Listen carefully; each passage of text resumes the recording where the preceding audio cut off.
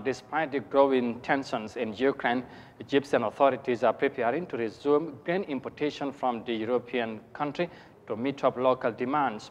More than 10 million of the 21 tons of wheat imported to the North African country come from Russia and Ukraine. The Arab nation recently inked a bailout package with the International Fund for Agricultural Development, IFAD, amid the prevailing economic crisis. Let's have more details of that in this report. Egypt consumes 21 million tons of wheat a year.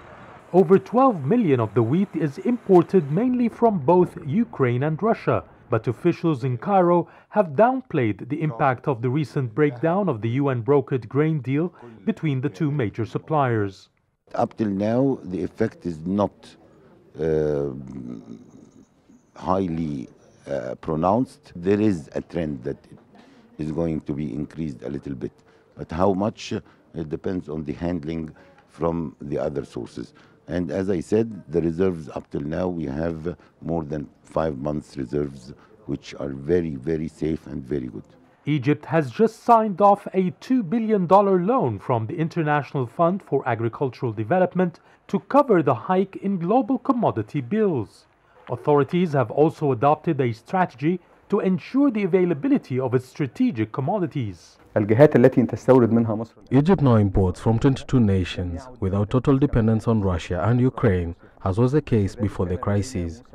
We had a good harvest season in the last few months, and we also built numerous silos to prevent wastage during transport and storage, which used to account for 30% of production.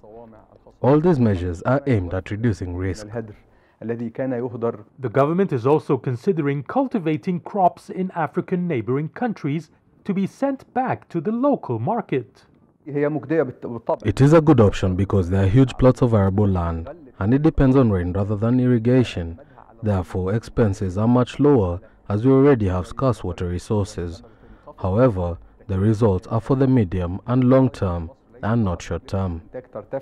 In the meantime, the North African country is bracing for positive news on the resumption of the Russian-Ukrainian grain deal.